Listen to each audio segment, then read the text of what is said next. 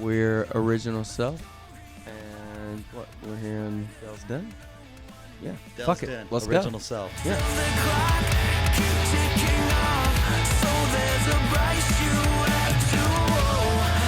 All right, guys, if you could just introduce yourselves, what you do in the band, pass it around. I am Austin Rader, keys, background vocals, hype man. Chad Burrows, drums. Alex Lane, play guitar. Luis, play bass. Keezer, play guitar. I'm William Lee. I'm the lead atmospheric consultant for Original Self, and sometimes they put me in front of them to yell words at people. I'm Jake. I do backing vocals and DJ and electronic elements. So how'd you guys come up with the band name? Who came up with it and why? We were at shout out Lakeside Lounge, and we were there before you had to get checked at the door, you know, back in the good days. But we were there, and I had come up with probably like 15 different band names, and just had them on a notes thing, and it was, let's just go to the bar, order some drinks, and just look through all of these. Cross them off the list. Yeah. And I mean, I came into it very much like I felt like Original Self was the one. I liked how it kind of spoke to a hearkening back for us and mentality wise.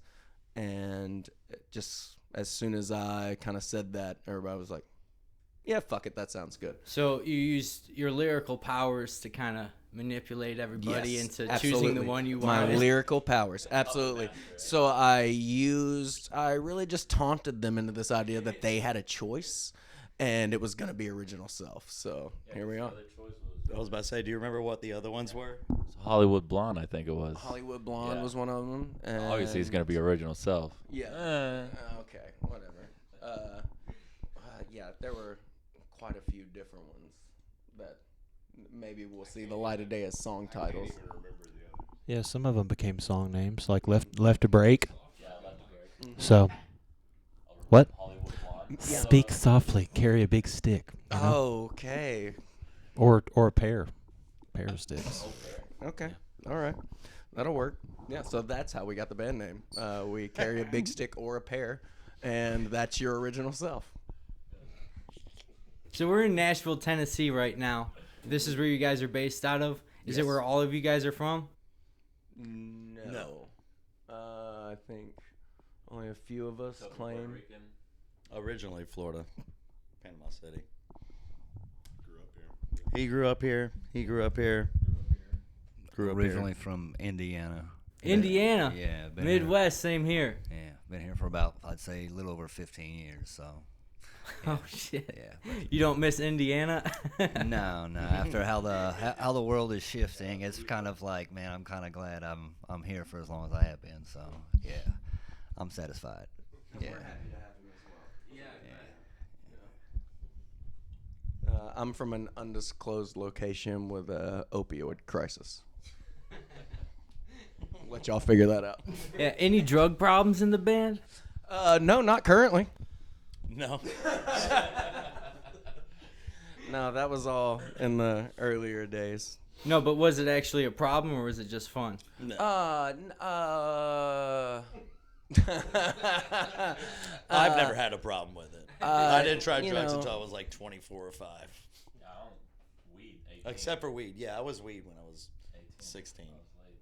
I mean, I battled little things, but It didn't make things easy. no, yeah. Earlier on, like when we were, a few of us were in a band together in high school, and yeah, I was not my best version of myself for sure, but it wasn't anything. I don't know. I didn't have to go to rehab. I don't think. My mom will comment and see if that's true or not. So what were the earlier bands you guys were in high school? Myself, Alex, and Chad were in a band called, and Raider and I did some like R&B hip hop stuff together for a few years in a group called, and then Jake and I were in a band that was a band. Yeah, It was a I covered that. Yeah, trio. yeah. Yeah. It was a trio. Yeah. So. Let Keezer comment on how he stole Chad from us. Yeah, do you remember that? Yeah. Tom? Do you remember that, Tom? Yeah. Just asked him and he said yes. How'd that happen back in the day? You can't steal what's on sale. You know what I mean? Just blame you. You're the one that led him to me. That's true. Yeah. Now, me and Chad have known each other for, I don't know, how long? Like 20. Yeah. But me and him played in a band called Years of Dawn back in the day. And then we moved to. So now we're saying the band names. Oh, I didn't know we weren't supposed to. What do you think that gimmick was? I don't. You gave me the mic. And I regret it every time. Oh, and then me and Chad were also in another band called Marishaneer. Yeah. Let's catch it up. Yeah. The gimmick, buddy. But yeah, that was it. There you go. Here's your mic. Thanks, bud. Okay, so you guys have one album out right now. Yes. I just listened to it today. I'm going to guess some of your influences. Okay. You're going to tell me if I'm right or wrong. All right. Korn, Yeah. Godsmack, No. NF. No. I like him though. Yeah. Just because I say they're not influences doesn't mean we're like, no, fuck those people. No. But, fuck those people, I guess. Devil Wears Prada.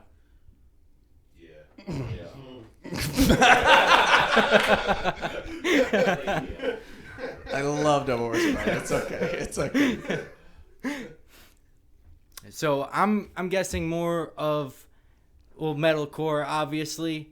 Your first album, at least, it sounds like some new metal is in there. Mm-hmm. Definitely a little bit of hip hop, trying to mix that in. Of course. Yeah. And I hear a lot of 90s inspiration, kind of industrial metal, grunge kind of maybe. Yeah. Would that be right? Yeah, absolutely. I mean, I feel like when you go back to why, we started with what's the name of the band, like Original Self, it kind of harkens back to the idea of when we were kids and what made us fall in love with this kind of idea, right? So like in the 90s there was more experimentation and not as much parody, I guess you would say. So for us, yeah, it is more of like, I want to write songs that are fun, like I felt the fun with Limp Bizkit, or I want to write songs that are super deep and too symbolic, like the early Slipknot stuff, or I want to legitimately tell you, hey, everything's okay, and maybe it's really not for me, like Linkin Park. So like, there's a lot of blurry lines for what we try to do. So genre fluid is, I feel like, a term that probably gets used a lot these days because people don't know what they want to do. But I think for us, it's specific because it is what we want to do. Like, we do want to blur those lines. We're not just like traveling blindly and being like, oh, now it's a hip hop song. Oh, now we're doing breakdowns. Oh, now it's like, no. All of these songs want to encompass all of these different emotions and waves that we feel. And I was just talking outside about, that's what I liked about you guys listening to the album, is nowadays, no matter where you go, it seems every band is like, I need to sound like exactly like the king of the genre, right? Yeah. No one branches out. They don't blend anything. It's very rare. And it makes the music scene so dull. Mm-hmm. So you can't even go to a show because it's like every band is going to be just another band you knew back, Yeah. And I really like that about you guys. Do you guys ever have any arguments about different genres? Because you can't all like the same stuff, right? Every single time we write I don't a know song. if they're arguments. We have discussions about them. Yeah, I guess absolutely. arguments is probably like a strong word. Because that's what I was about to say. There's 7 guys in this group. If you actually broke it down, like, what are your influences and your influences? It's so across the board that, like, that's why we did the playlist thing on Spotify. Like, each person from the band, like, was like, pick 10 songs for, like, your playlist. What gets you, like, inspired type of thing. And it's very different playlists. Wait, you like, guys all the way actually did across. that? 10 songs, That is on everybody had a Spotify. playlist. You guys went through them? Artist Yeah. playlists. Each one has like 10 or 11 songs. Yeah. Yeah. Yeah. You all listen to each other's playlists. I've listened to everybody's playlist. Okay. I haven't listened to all of your playlists individually, That's petty, but bro. I pretty much know all this. I knew most of the songs that were on all of your playlists. What? No, that's all right, man. Yeah, just be the only one in the band that admits that you don't care about the rest of us. That's fine. Okay, who got ripped on the most after those playlists? Oh, probably him. Yeah, probably him. Yeah, yeah. Go without a look doubt. at the playlist. Yeah. But it sticks out in a way that, like, if you come to see us live or you sit around with us, like, it's not gonna surprise you that that's No, his yeah. playlist. Each You know song what I on my mean? playlist is a nonstop hype song, and that's like, again, I'm the hype man of the group. I think I'm like, someone's got to be stupid and crazy and like wear a pink fur coat and just bring some energy. I know I should go get the coat. It's in the car. It's in Do you the guys minivan. have dress code discussions? Yeah. questions? Yeah. Don't look stupid. Yeah, it's really that. It's not like you have to show, like, we don't decide on a color or like a scheme or anything, and it's just like, please don't show up and look fucking dumb. I mean, my And guy if you're wore gonna look dumb, my guy wore a pink what was it? A pink fur jacket. yeah. I'll And that's go the grab thing. it right now. If you're gonna look dumb, look dumb. You know what I mean? Like, make it a thing. Like, don't just get up here in a Garth Brooks t-shirts and your fucking jorts and be like, "Are we playing today?" Has anyone done that? Who? No one's done that I yet. might go PBR boy one show and Yeah. just dress up. No like one's a, done like that someone yet. that's going But to a my guy Morgan Wallen Jake sings the concert. best version of Chattahoochee you've ever heard in your life. That is true. I've heard it. I witnessed it. And if you have a toe fetish, What? He'll edit that out. He'll edit that out. Your whole chest? your sandals. Where were you going with that? Next question. Okay, so how long ago did you guys get together, and how long until then did you play your first show? Oh, it's such a fun story. I think it was like the spring of 22 when me, Chad, and William all got together, and we're like, hey, let's, we're all not doing anything. Let's just play and have fun. And started playing. I don't remember. I think we brought Luis in next. We got Luis to play bass. Then Raider joined on. first. No, he's never- no. He asked me if I wanted to play bass, and I was like, "I'm not a bass player. You do not want me to do that. Whatever else you need for this band, I got you." And that's how he was like, "Well, let's record the thing at your place. I live next door, so like, we did a demo. I'm gonna go ahead and say that was a very rough demo." of the first You four did it. You songs. did a good job. But, yeah, then we got Raider playing keys after that. After we decided he's not able to record things, and then the Jake came in at some point, and we got our first show lined up. And Keezer came in after the first album came out, and we played our first show in January of this year. So Yeah. January 24 was our first show. So we had a lot of practice. So yeah. It was, Yeah, I mean, we definitely started off with it being like, let's just get together and jam and have fun and see what happens with it. Like, it was a cathartic release that we weren't having in our lives at the moment. So it felt good to get back in the room and do it. Because y'all And used to then- be in a band and like hadn't been together for a long time. That's why me and Yeah. you got together and did Yeah, the band. Yeah. Yep. So once we started doing that, though, this, the inevitable wheels start turning of, well, this does feel really good. And what if we write some new stuff in the way we see the landscape of what we would have done then to now? And then once those songs started happening, it just, without a doubt, was like, all right, so, fuck, we're doing this for real? All right, let's just go ahead and do this then.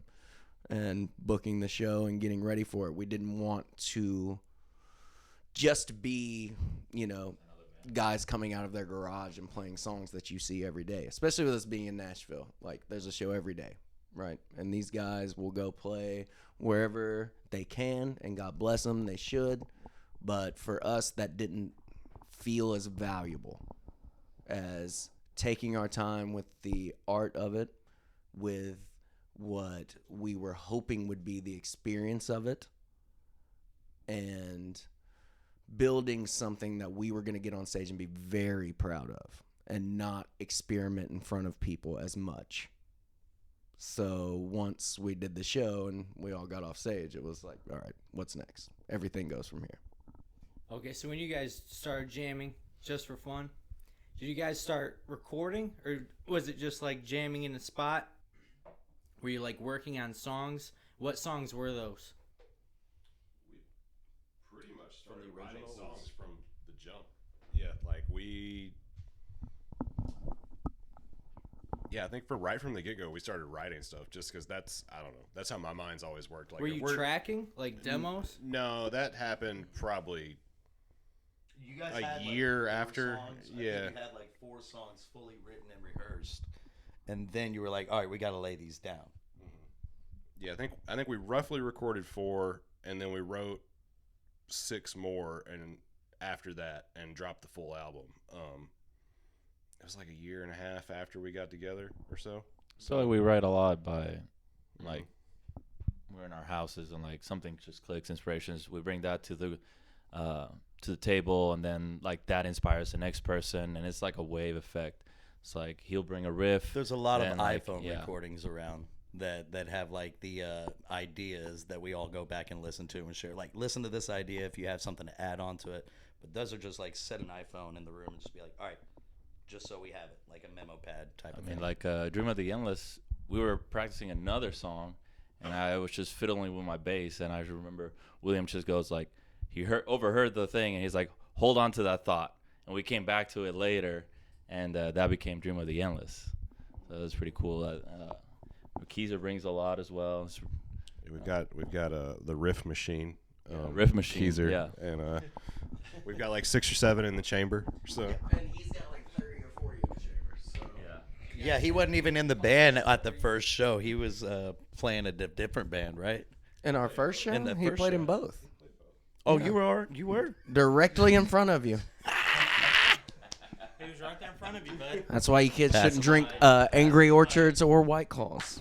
Yeah, so we released like Asha and Left to Break like kind of early on in 2022 to like get the feels out, like for people to feel like, okay, we're doing this thing, we're recording something, but we knew the album was going to take a little bit longer. So like recording a bunch of drum tracks like in August of 22, and then recording 6 more in February of 23, and then the album didn't come out till August. So everything was kind of taking our time, and I think that it was really cool how it ended up, because I think by design, like I always tell people this when I'm talking about the band, but like Luis was a guitar player and Alex was like a bass player, and they switched instruments so we could like do this band. So like they're learning their instrument on the fly. So like Alex had never like played guitar on an album before, and Luis had played guitar on stuff and had never been in a band and learned bass. And like it's just really cool to see the creativity that's come out of that. And I just think that's a kind of an interesting fact. Maybe I wonder how many might people in wanna the know. comments are going to be like, I fucking knew it. Yeah. But there was a lot of like, and I think William, especially me, William, and Alex will agree, there's a lot of like reconciliation and stuff, because when we left our old band, it was kind of like maybe not on good terms, and there's some mystery, like, do we still care about each other? Are we still friends? Like, what is this thing, like, when we're getting back together, like, what's this going to be like? And so I think along the way, like, just seeing how everybody's kind of grown as people, and then like, damn, we could do something with this, like, it's been a pretty cool feeling. So What was the beef? oh I think childhood, yeah. to be honest with you. Like, I think that explains it more than anything. I mean, when you're young, you just, ego drives everything. Yeah. Everything you do for the most part. And maybe I'll just speak for myself that way, of like, you just feel like much more self-centered than you do community-oriented. So at a certain point when things don't go the way that you dream, well, that's because everybody's against you. And that's not, we know now that's not the case. That's just life. Every day we get up and we try and go to work and we think we need to make this amount of money, and when it doesn't happen, it's because this building's the worst or this situation is the worst. It's like, no, this day sucks.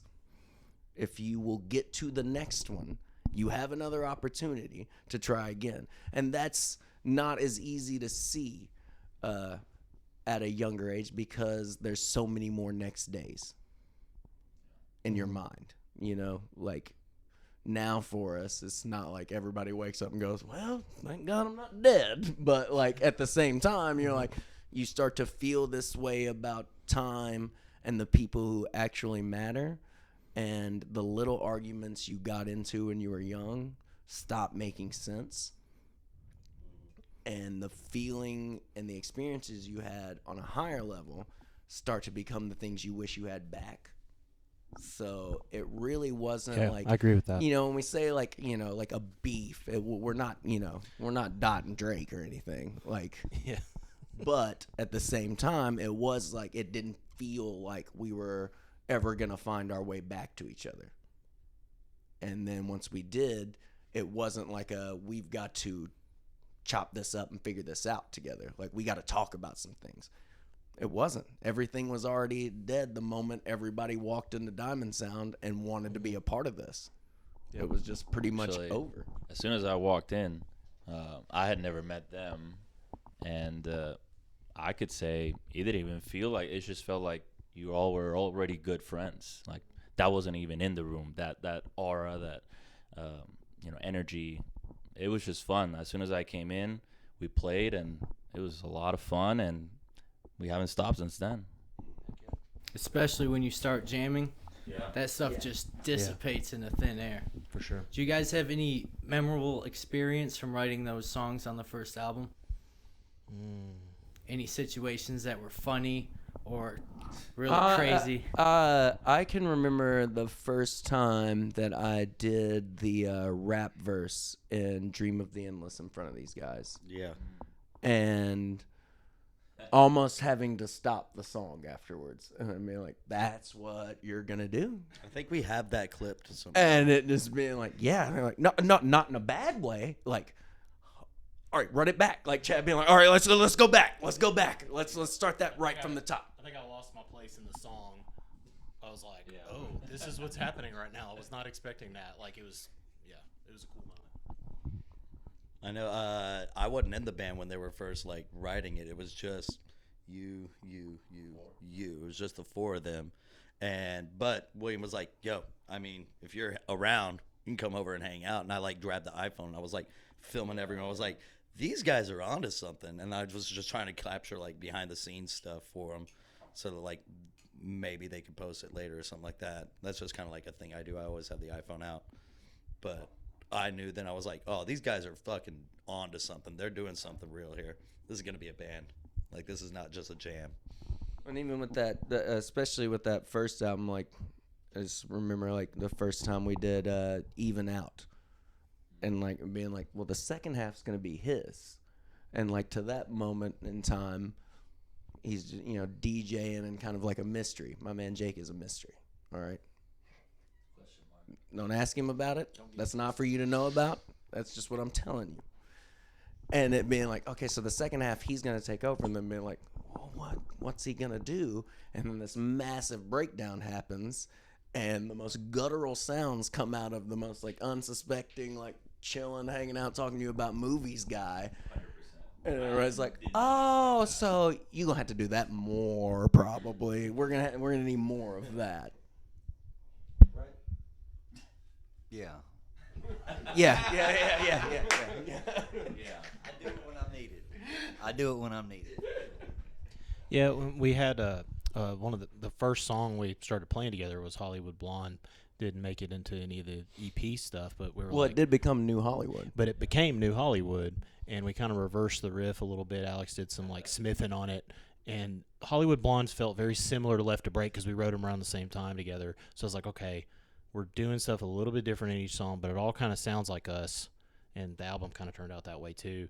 But it was like, man, and then, you know, Hollywood Blonde turning into New Hollywood. Like, I think there was a moment too where you guys were recording vocals, and it was like, let's sing it this way, and you're doing it, and then you're like, I'm gonna go outside and smoke real quick and come back. So like, if you go haven't smoke a understood cigarette. yet, it all comes down to my vocals that change everything. Oh God! And then Jake comes through and it really busts him up. So Actually, I mean, the music's good, but you know. I'm gonna It is piggyback what on it this. is. I remember also. I Chad just said it, not remembered. me. Yeah, no. Hey, I just remember when we were recording something at your house, and there was just something missing. We couldn't get it, and all of a sudden, like, I'm gonna take a break. You left, and I'm just chilling, and then like 5 minutes tops, you just come in blazing. I got it, and as soon as you sang it, it made it into the album, and it was incredible. I remember I stood there, I was like, damn. All it took him was 5 minutes. I have the recording actually of that moment. Yeah.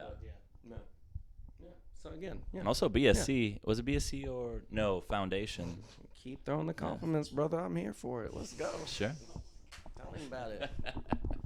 Next question.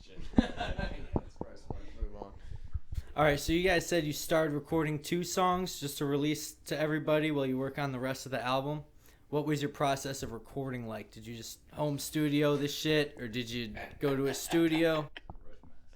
So that was kind of like my end to the band. I have a small house studio set up next door, and they thought, hey, it's free. This guy's willing to do it, so brought him over, and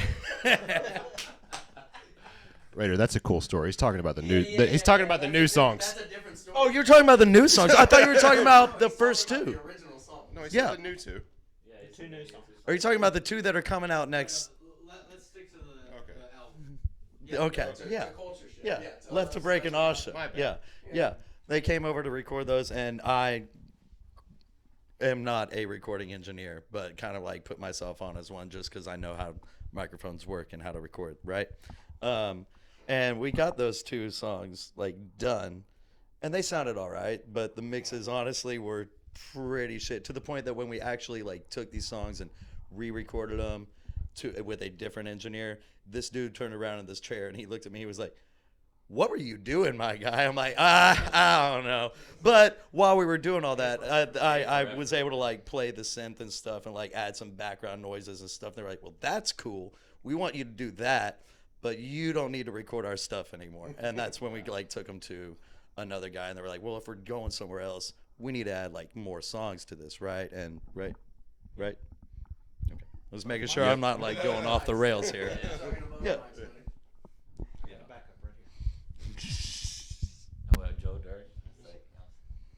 But that was pretty much the process for the first 2 originally was just come over. I put a mic up in front of Alex's cab. The drums got done at a different studio, and then we recorded the bass and the guitars at my place, and realized we needed to take these to like an actual like studio and get these done professionally. Yeah, that was the first attempt. We redid everything the right way later. We even tried my cab, a 6x10, in your house, and I remember it was shaking the house. Yeah. I was like, this is not gonna work. I think it's cool though. All the vocals and keys and things are done at Raider's house actually though. Like we haven't done anything in the studio with that, and so I think they get really good quality stuff on a lot of the electronic things and the soundscapes and the different vocal layers and stuff. Just all doing your thing with Logic. So don't sell yourself short. Oh yeah, I'm good at that. As long as you know how to turn on the phantom power on the mic, we're good. Exactly. See? Exactly. Oh, and check your transposing. Yep. I'm not denying any of this. Chad's I having know a good this time, is dude. not my forte. Chad's having a good time. So is this the first time you guys like recorded professionally in a studio? No, For me, it was. not for me. I've been in a studio setting before. What Yeah. studio did you guys go to? For Culture Shift, we went to Nashville homie Tate Mercer, who is great, and he did a lot with a lot of mess we gave him. So that's probably all I want to say on that. Yeah. How long did that take to track? Yeah, he tracked drums 2 separate times because at first we were going to do an EP, and like I said, we recorded some stuff in August 22, and then in February, and then decided after that, like, hey, we want him to like kind of mix and engineer the whole thing, like we kind of self-produced, and so we tracked guitar and bass with him at his house, but the drums were tracked at 4115 by Tate. He's a great drum mixer. and he's just really great at what he does. A good rock dude in town for people that are looking to get their stuff done by him. So. How'd you guys come up with album artwork? Oh, Jordan Dizzy Day, queen in this city.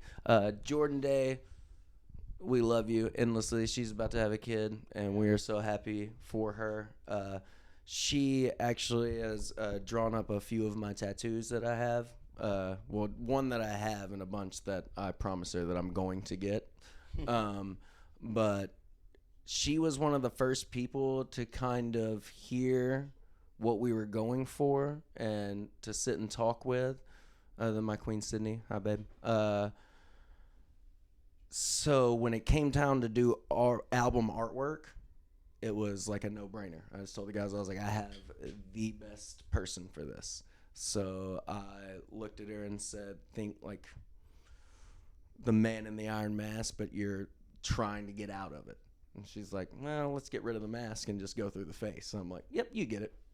Yep. So, yeah, shout out Jordan Day. She's the best. So that album came out in August 2023, you said? Mm-hmm. So you guys have been working on some new stuff. Yeah. Do you have anything coming out soon? Well, depending on when this airs, you will already have 2 new songs that are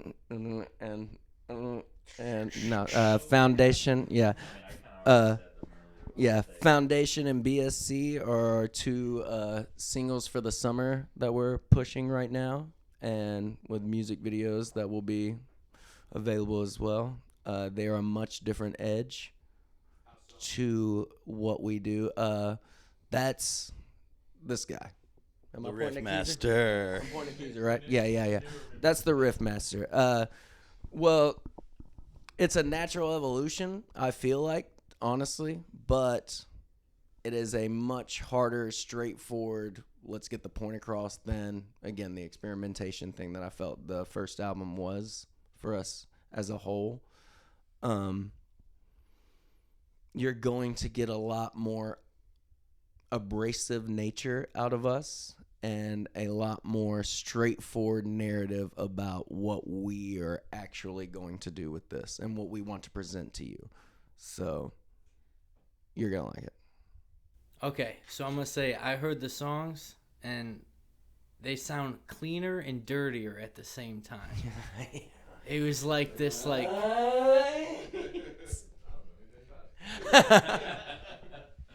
It was like more professionally nasty. It was so cool. And on the first album, WXPP or WXPP, Yeah, the interlude. that was such a... Who came up with that idea? Yeah. Dude, Yeah. that was so cool. I heard that shit. That's and I'm something like, we did not. We were like dedicated. We like want these weird interlude things in there, like the radio interview, the thing right before Fall Guys, where it's like a newscaster interview. This just in, your breaking news: your favorite artist is a total piece of shit. Like, Yeah. those weird things. We were like, we have to have that because that's that '90s like narrative that we had. Those are the influences. It's like Eminem did that shit left and right on his albums, you know. Ken Kniff. Yeah. Well, we didn't have to go straight to that. way. no, Fall Guys is my favorite song. Just Oh, telling thank you guys, you. Yeah. that song got me so pumped. I was driving, I was just coming back from the gym. I was like, "Oh my god, bro!" And then, but that about that interlude, it's not weird. That's the thing. It's so good. I wanted to steal it. I was like, God damn it! Why couldn't have I had this idea first? It's so goddamn good. Thank you very much. Yeah. That is legitimately all the voices are me. Like, it was just like I like having skits in these. Like he said, not to be, another white guy who's gonna rap and harken Eminem back, but yeah. Well, it's another creative thing to do on the album. Yeah. And you don't see that anymore. Like, these are the things about us. It's like, what is lacking? What used to be there that really tied all of this together that's not anymore? And it's really not going from fucking breakdown to breakdown. And it's really not pronouncing yourself as the heaviest fucking band on the planet. Shout out, Plea. But it is about like a connection with the people in front of you, and hopefully the people not in front of you yet. So people at home wishing they could find that room where you're at to do this creativity. And that's what you see with like true, just say like heavy hitters around, like especially in our area. Like you've got a lot of guys, a lot of bands that show up and you get this visceral connection to. And that's, I mean, like when you say, does anybody have a drug problem? That's the drug problem that everybody in this band deals with. That immediate moment of, oh, fuck, they're into it. Yeah. Let's go. That's empty. Yeah, I was about to say it's not a drug problem, but anybody want another drink? Yeah, I think one. Yeah. Yeah. I'm gonna make it. Anybody else? Yeah? Keys? Yeah. We don't have to stop. So It'll be everyone fine. take You can one. just ask other questions. Yeah.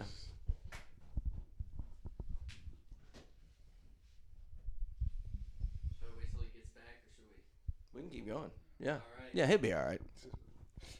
Do you guys want to really talk about him while he's gone?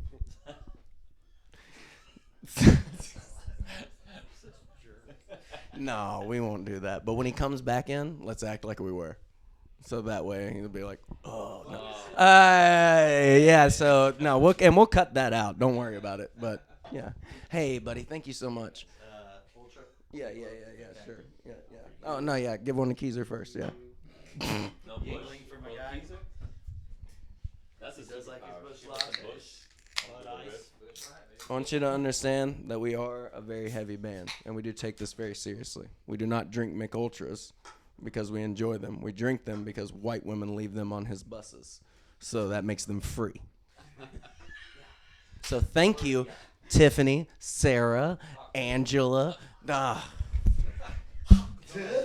was wondering if we could get. I just wanted to get through one fucking thing, dude. Sorry, that guy. All right, next question. What was the best and worst shows you've played? As this band or ever? Because we've only played one so far. Yeah. So they are both the best and worst at the same time. I was gonna say the one, the one I never played. Yeah. Best show we played? I think it was the Cowan. The cat, yeah. You think the Cowan was the worst one? Yeah, I can see that. Yeah, I get that. Shout out the Cowan. Thank you for letting us come in there and fuck that shit up. Yeah. And shout out Gavin. Go get some Top Golf. Shout out Gavin. All right, how would you guys rate that one show then? Oh, it's a fucking 10, bro. Duh. What? It was 10 out of 10. 9. You want me to get on here and be like, it was about a 5. Don't worry about it. We'll be better next time.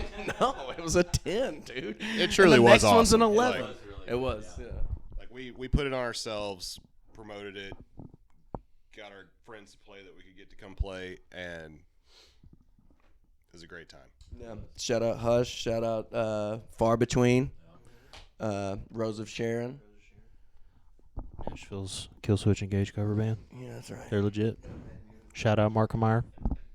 That was everybody on the show, right? Yeah, I think that was everybody. Okay, Yeah.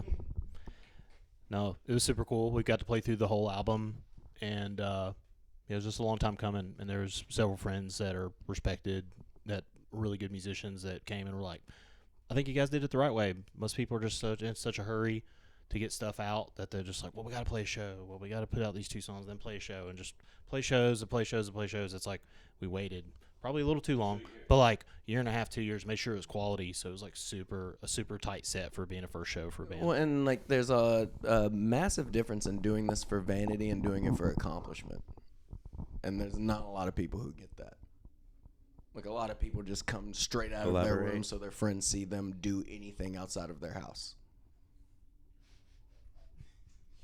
They do. Like, I'm sorry, and like it's not. I didn't just list off bands or anything. So, but like that's true. People just immediately go, "We've got a song. Let's get in front of our girlfriend." Yeah. Like I don't- that's not yeah, gonna it's make not you the a great case. band, but Yeah. it will give you a good night, Mm-hmm. That brings up another question. right, Keezer? I have no idea. Yeah, he agrees. You guys have any John and Yoko's situation? No, my queen is an absolute queen, and she runs merch for us, and she's everybody's favorite person. And if I they was say about to anything I about think it, Yoko was John's biggest supporter. So yeah, John and Yoko. Yeah, if that's the case. Now I don't know how you look at that. I don't think Sydney's gonna break the band up or anything like that. But I don't think Yoko broke the band up. I don't think that was the case. I think it's racist you're calling her Yoko, and we're going to talk about that afterwards. Who? Yoko Ono? No, we yeah. We Oh, all, she's Native American. oh, yeah. Oh, here we go. All right. There's a lot And of my wife clever sees inside the future. jokes happening here. My wife sees the future, so she would know. That is Yeah, true. she's Yeah, fine. his wife's name is Asha, and that's where Asha sees the future comes from. Because she once told me that she did, and I'll never let it go. Right, Jake?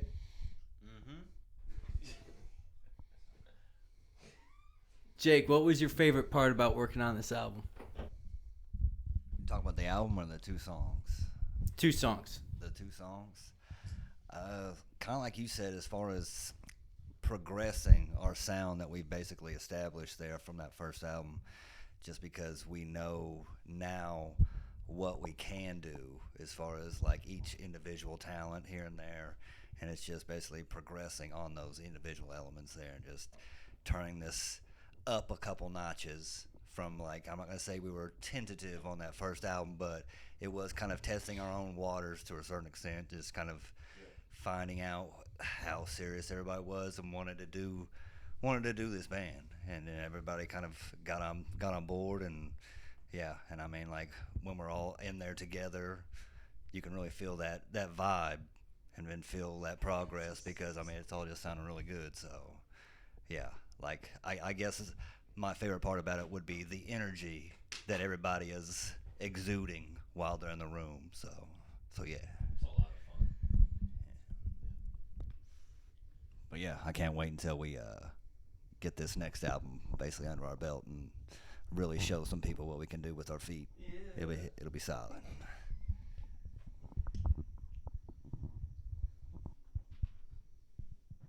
I thought you were going to say something. You got That's anything awesome. to, You got anything to say? brother? All right, good. No, I don't.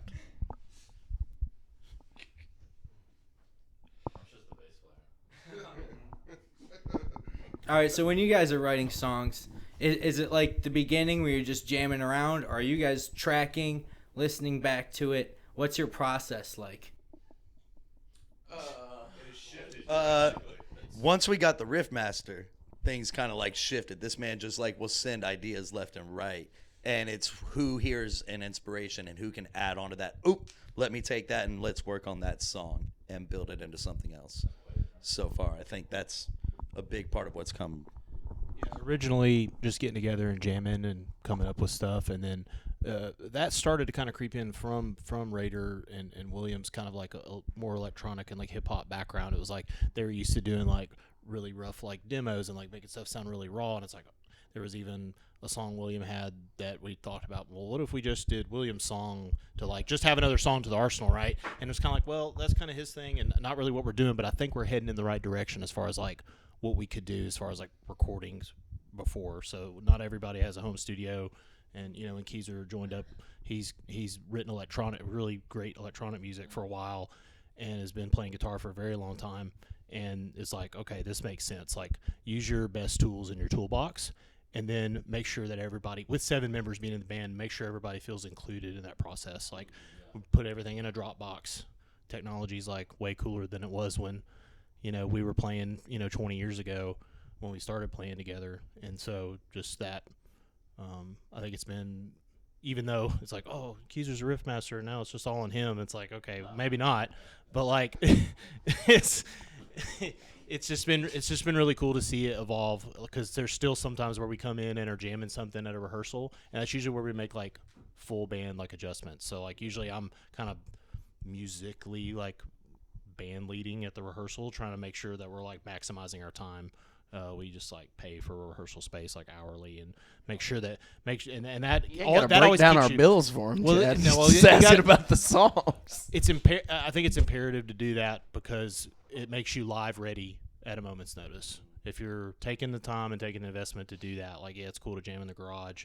It's really easy to just be comfy, like your dad or your grandpa's got a home studio that you can all just like jam in. Like that's cool. Use the best tools in your toolbox, right? But there's a little more motivation. There's a little more skin in the game, and you can still, even though there's a lot of demos being created and a lot of brilliant stuff coming from different people's minds and different people's like I don't know programmed stuff. Even like I get stuff that's programmed drums, and then I'll drum loops, and then it's kind of like, well, I really like what that is, but I want to change it. And then William won't really write certain things until like I've played some drums on it like live, versus like we get it all doped out demo wise with all electronic or MIDI instruments and then do it. And there's different ways to skin the cat, but I know that's probably like a little nerd level, but yeah. Yeah. And the jamming part was imperative to us, like just growing and playing tighter as a band. And like you can write stuff electronically all day and then like try to recreate it at practice, and like that usually works with bands that are playing along to click tracks and stuff. And like the band, like we don't have in-ears, we're not doing that stuff yet, at least. So the jamming part, it's like, okay, you're getting tight first and then make adjustments accordingly. So hopefully that made sense, but yeah. Right, Keezer? Yes. Thanks, bud. Do you guys use real amps live or no? We build them out of cardboard, and then these guys just make the sounds with their mouths. And it's worked out well for us so far. So. I actually don't play a synthesizer. I play a kazoo. Oh, yeah, that's true. We really shouldn't have given that secret up. No, yeah, you guys play real amps, right? We did switch to the Quad Cortex route. We both had real amps for a while, and then we switched to the Quad Cortex. Why? What's It's the just- benefit? It's super convenient, and when you're dropping down tunings, like some of the stuff I've kind of put forward to the band is it's in drop G, I think. I don't even know. It's that. I don't easy. know notes. Like you can just turn the knob. And Wait. You guys don't know what tuning? I think it's drop G. Like the stuff that we wrote was they wrote was in drop A, but now we can just freaking turn it down and you're in drop F, drop G, whatever. Clip that question right there. You guys don't know. Now that should be the intro cut. Yeah, we don't know it. You guys tune your guitar still? Well- What the fuck is that? Well, Nobody cares. I do have a question. What's an amp? Yeah. All right, so we're gonna have a call out moment. Pass the mic to the drummer. Chad. I want you to tell me who here helps load and unload the drums. For the first time in my band, like playing in bands for 25, 26 years now, I am actually very thankful that I'd say 9 times out of 10, each member of the band will help me load my stuff in and out. Whoa. William has stepped up the most because he used to be like, I'm not touching that. You're damn right. Lead singer mentality, you know. But like, I've come around the corner and there he is with this big old heavy piece of gear, and he's like, I'm not gonna be able to hold on much longer. Oh. But started as a compliment. I'm just kidding. Louise helps. The rhythm section's got to hold it down. I'm not carrying a motherfucking thing now. I'm always Yeah. hey, let me carry your throne for I'm you. going back to 01, William. You're fucked, bro. I carry the sticks, you know. Yeah, the pair, you know. Yeah, both of the sticks. Stay out of the way. But also, my nickname is the Ruiner, so I try to just stay out Where of did the you way get that most nickname? times. My nickname is the Ruiner, so I usually try to stay out of the way most times. Oh, like Butterfinger? I'm usually it's something. I may say the wrong thing or drop the wrong thing, but something's going to get fucked up. Okay, don't. Yeah. Having that extra help though is really nice because this is the first time We love you, Chad. I'm like, oh man, I really did choose drums. It's been a while since I've been loading drums in and out a bunch. Like, Although why I did will do say, actually no, I'll take it back. You have carried my amp once or twice. I was gonna say I don't remember anybody walking. in a band, bro. Yeah, yeah, yep. I did live on a 2-flight of stair building, and at first I was carrying the 100-pound amp, and then the 80-pound You know what they say. cab. It sucks to suck, buddy. It does. Shout out Eddie. Yeah, love you, Eddie. Sounds like you're a spoiled drummer. In this band for the first time ever. That's awesome. Before he records, yeah, he's pretty well taken care of. Yeah. I don't know if I believe you guys, man. No problems with drugs, no problems with girls, no problems with the drums being hauled in and out. You guys sound like you got your Grown shit up. like tight. This is what happens when you're 36-ish for everybody. Like, I'm married and try to stay out of trouble. I really do think that is like I think that is you bring that up as a like joke or something like maybe not like a joke but like that is the big thing with us is like there is no bullshit. We're all just like, all right, it's about the songs, it's about the music. When are we playing a show? What's this gonna look like? There's no like side quest with anyone in this band. We've all worked enough to know that hey, when you go to work, you leave that shit at the door, come in and do this band shit. Well, okay? no, I wouldn't say that's not side quest, but I mean, like, it's that we understand that, like, yeah, you also have your life outside of this. So Yeah, it's yeah, yeah. not like we tie don't each let other that, down like- to, like, oh, you didn't think about original self today? You must suck. Like, no. I would say since I've been in this band, it was always were very mindful of my life outside the band, and I work, I have a wife, and so does he. He works a lot, so we all came in knowing that we had other things outside of this, but we never let it. How would I say this? Like affect the music. Like we always put 100%, even if it was like one day in 2 months that we get together. But at that one day, we're giving it 150. Like we're going at it. We never had to sacrifice anything for it because we always came ready. I'll say.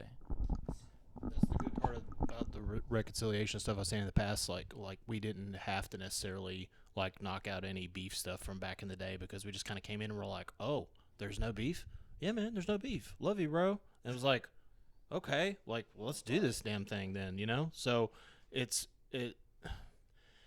there has been hard times and sometimes with different creative mentalities. Hard times, Daddy, hard times. Don't get me on a dusty road skate. I'll go. Okay. Yeah.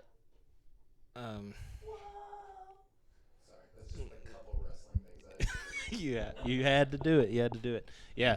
I think that there's been hard times and hard moments, and especially when you're taking your time with something creative. Oh, can we just go ahead and get these songs out?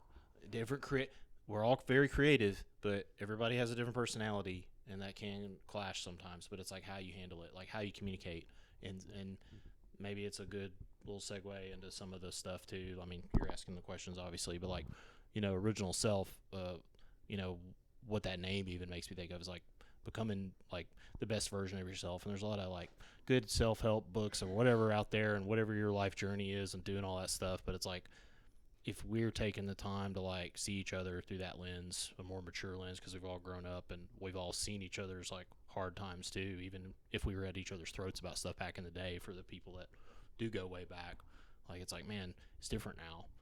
Like there's like almost like a brotherhood, in it. Like we've been through the ringer with some things individually, and we know stuff about each other. And then it's like at the same time, like newer guys that maybe haven't played in a band before, like Raider and Jake had been friends with William for a lot longer.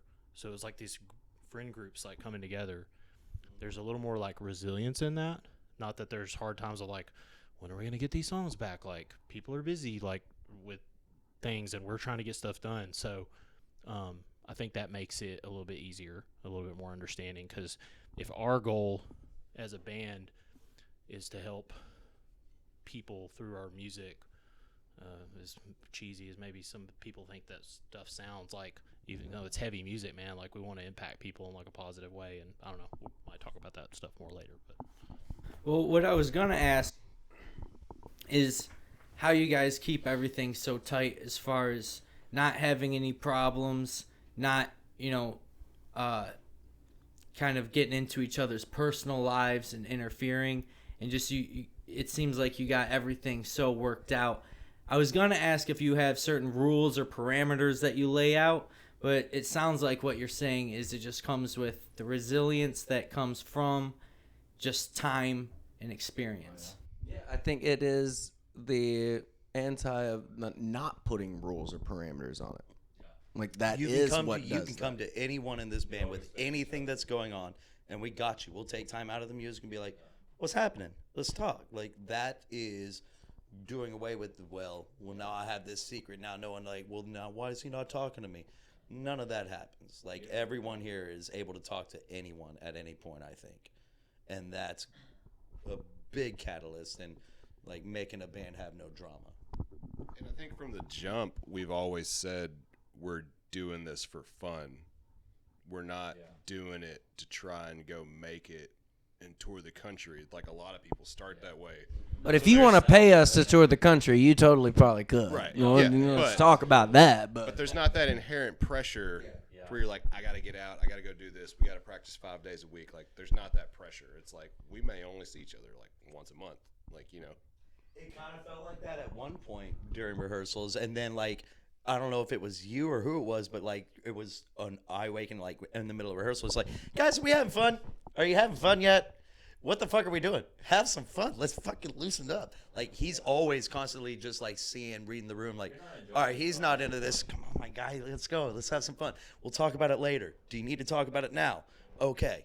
Like just make sure that we're all having a good time while we're doing this. Otherwise, nothing's gonna get done. all of us, every single one of us are people outside of this band. So this band is a great idea, and we really hope it helps other people with what we know that as a collective we kind of go through. Mm-hmm. But at the end of the day, it's gonna be another band. Like we're not the only band ever that you're going to listen to. So why would we get so wrapped up in thinking that it's any more than a fleeting moment of art that we get to experience together and hopefully translate to you in a way that you carry much further than we're ever going to. But to us, like, this is what we do for fun. This is an exercise in us telling you, hey, let's please not contemplate suicide as much. Life is okay. We can get through this together, but we have to talk out loud about this. If we got to put these instruments down between us to talk about it, well, let's put the instruments down and talk about it. But if we need to pick up the instruments and you need me to scream about it, so that way you're like, I don't need to talk, I need to rage. Let's fucking go then. But let's do it in a healthy way that actually gets us out of the room and into a better version of our lives. Yeah. Kind of the quick summary of what I was saying earlier, I think it comes down to time under tension. So people talk about that, like going to the gym, like time underneath the weights, you know, but it's like there's like good life stress, like eustress, and there's like distress.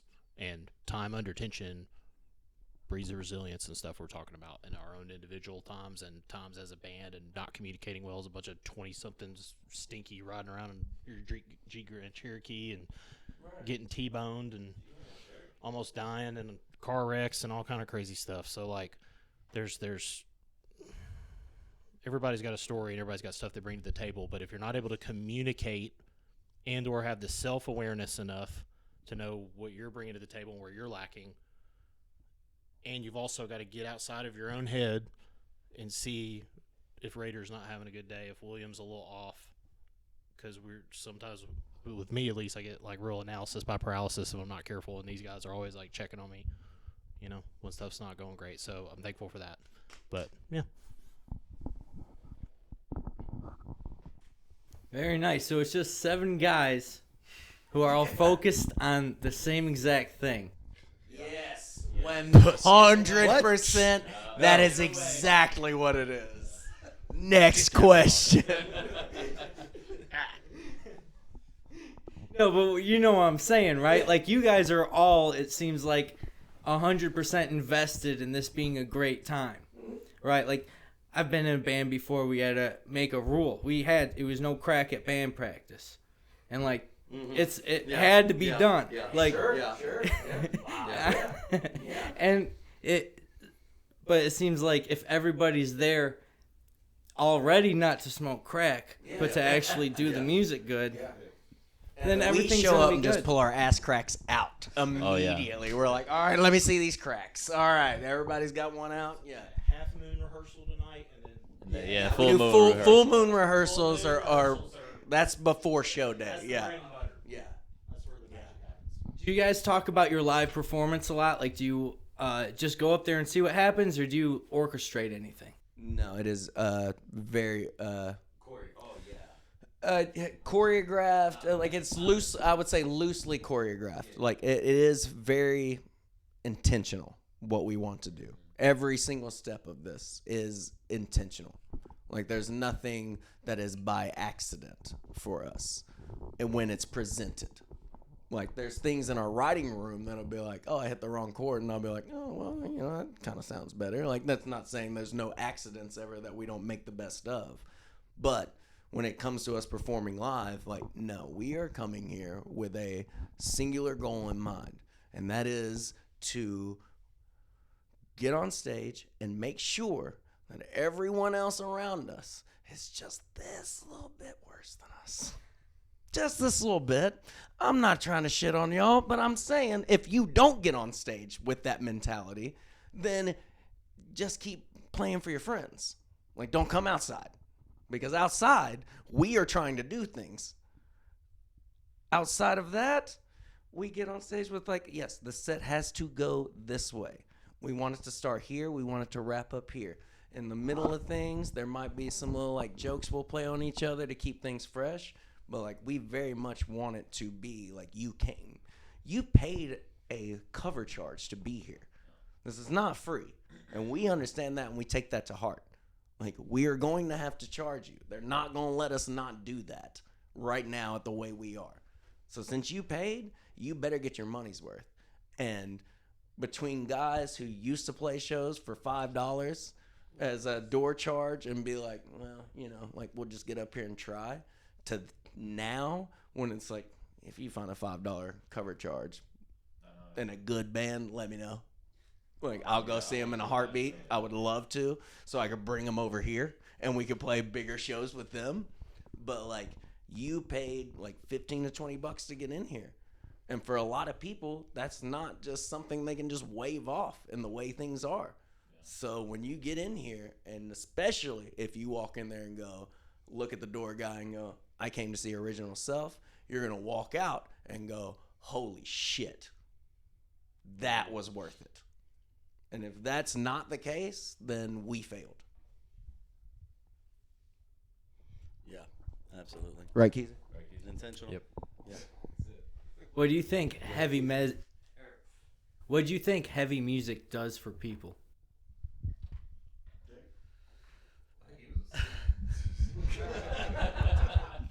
Oh, just all about reserving energy. Yeah. He's waiting on a good fucking question. He's waiting on a good question.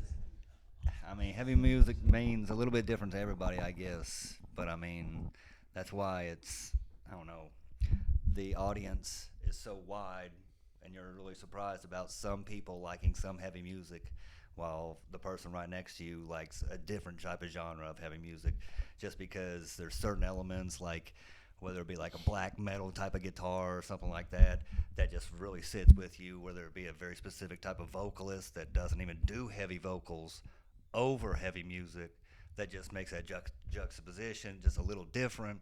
But I mean, like, it's all, I guess, about having some sort of little release valve and doing it in the best way for you, I guess you can say, as far as finding, like I said, your specific type of love for that heavy music, and you're into that type of genre, and just really kind of setting in that and letting the rest of everything kind of roll off your back because of it, and then going on with the rest of your day, whether it be still in that type of mindset or whether you're totally jumping the ship and doing something different for your day job that, I mean, has nothing to do with heavy music at all. But I mean, you kind of step into that reality for just a little bit there, and that's a nice release. So. Yeah. Like, I remember when I was a kid in school, I was bullied a lot, and I didn't know what to do with those feelings, really. I still remember Korn was the first band that I found I could have some sort of release to my anger. I was never a violent kid. I've never been violent or anything. I actually don't like to fight. Or look for fights. Like everyone was going to be surprised. Yeah. Like, oh, wait, he doesn't? No, it's just you say something to me and I don't really care. I'm the only person that can put meaning into a word. So if you call me a bad or call my mother something, it doesn't really affect me because words are meaningless. You're the only one that can put meaning to that word. Oh, okay. There's some backstory to that. Anyways, but yeah, Korn was like the first band that really helped me release that. Backstory to that. Let's not have your mother see this.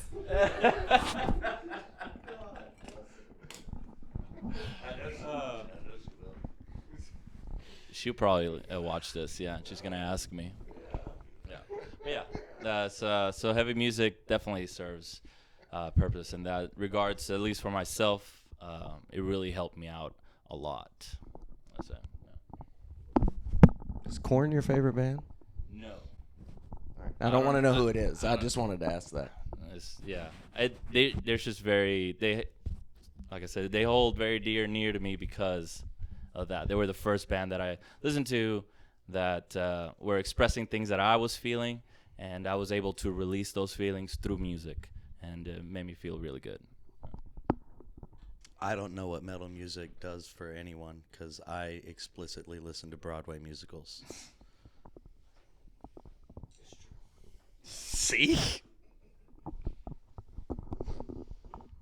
You find take yourself another at the karaoke bar and you find yourself at the karaoke bar and hear somebody singing something from the Wicked musical. It's probably Raider. That is possible, yeah. You hold on to that, Chad. I'll hold worry on to about it. Yeah.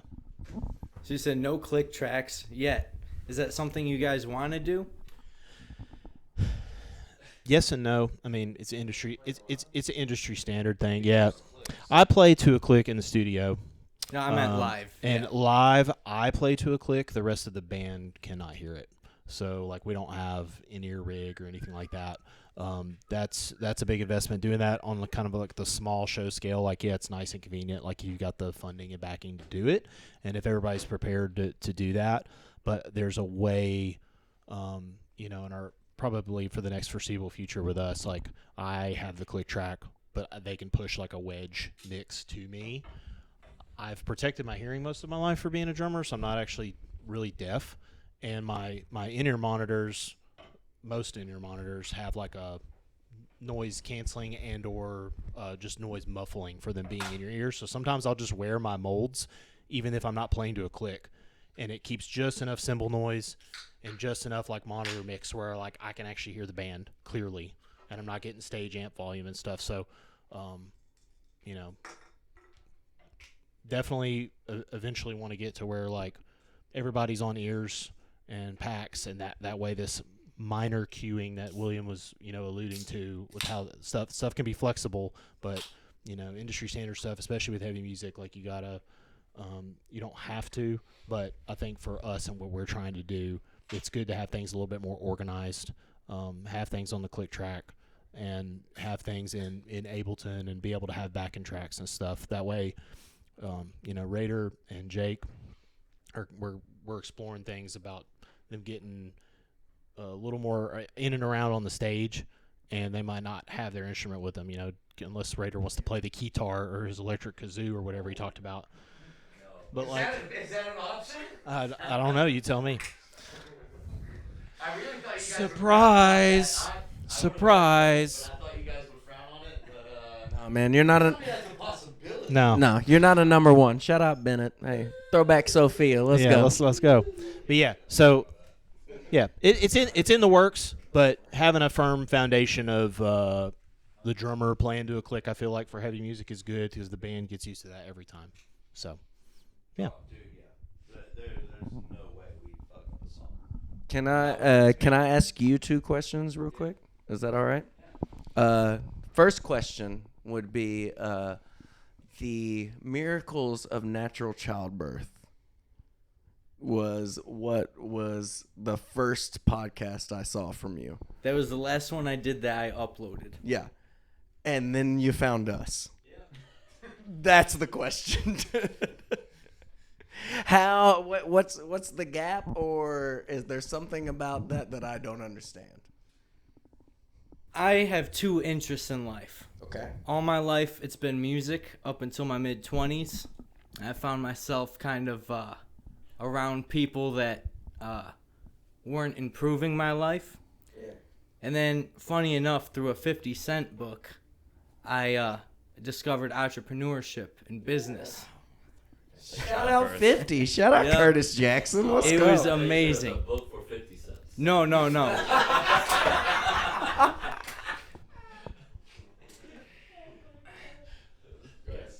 And so, those are my two interests. That's what interests me, is how to make money, give yourself the best life possible, and then obviously music and art. Those are things that fuel me. Okay. And then question 2 would be our second, so we've just established that we're doing 2 singles, right? Foundation and BSC. I would like to know what you think BSC stands for. BSE. BSC.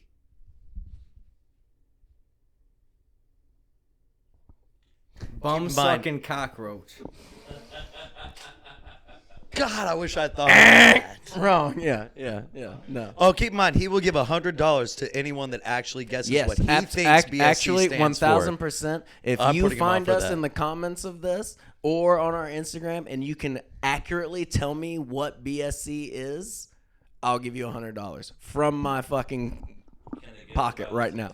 Let it be known that But you can't. most of us probably also have no I idea think what it I stands think I'm for. probably the only one in the band who does know what it means. He's the only one that actually knows what it means. He said, "What does it mean to you?" And we each come up with like our own. I'm like, "What does it mean? What do you think it stands for? What Which do you is think also it a stands for?" shout out None of us Amir. still know what BSC stands for. Like 203. according to him, yeah. So if you can guess that, fucking yeah. I'm still trying to get $100 Yeah, out I'll of you. Venmo you, PayPal you, whatever you need. If you can figure out exactly what that is, $100 to you. So I didn't get it right. No, not even remotely, buddy. Bum sucking cockroaches. I like that. You're though. close, I think. No, it's really not. It's that polished dirty you were talking about. All right, so we might have scheduled a date, I'm not sure, but this podcast is coming out sometime. I can't think of the date yet, but you guys will have stuff out, or will be coming out with stuff. Yeah. So whenever this is going to come out, you guys know it's going to be out. So Plug. Oh yeah. Look in the camera here, and here, and Plug. yeah, we will have 2 singles. Foundation and BSC will be streaming. It will be what's the All month? major platforms. The 16th of this month, which is July. So you'll probably be seeing this after that. So it should already be there. And if you're just now finding out about it, what the fuck are you watching this podcast to find out about our singles for? How the Go to fuck music. does that work? Go listen to the songs. And also we'll have videos for both of them, which are which run together. So watch them both simultaneously, or not simultaneously. What am I looking for? One after the other. Yeah. Watch the Foundation video, then watch BSC, and it should all make sense. And then we'll be right back with you pretty fucking quickly after that. August 10th, yeah. Oh, yeah, We're that's right. We playing, do yep, play a show. a show. Yep. And it's going to be an 11 out of 10. It's going to be great. The last one we said was a 10. This one's going to be an 11. hopefully, yes, by the Zacapalooza time this with comes out, several the other show great will be artists. What, you got Guillotine on there. You got, I hope, Omenbringer, Backhand Blue, Far Between, the Ravener. homies. Ravener. I hope we're saying that right. Yeah, I don't know. Ravener, do you think? Yeah. I'm sorry if we're butchering your name. I promise to meet you when we get there, and we're gonna have a great time. Ryan James Clark is on that. I'm sorry if I'm forgetting. It goes back and forth. So it's Exit from In Exit and The In End. and the end on August 10th, and yeah, we'll be there, and we're gonna fuck shit up. I mean, Yes. like heavily. We are going to fuck shit up. I think they said like 8 or something like that. Yeah, we're gonna fuck shit up 8-ish. right in the middle. Yeah, it's gonna be tough. Sorry, we're coming for heads. That's what we do. Sorry. Anything else you guys wanted to say?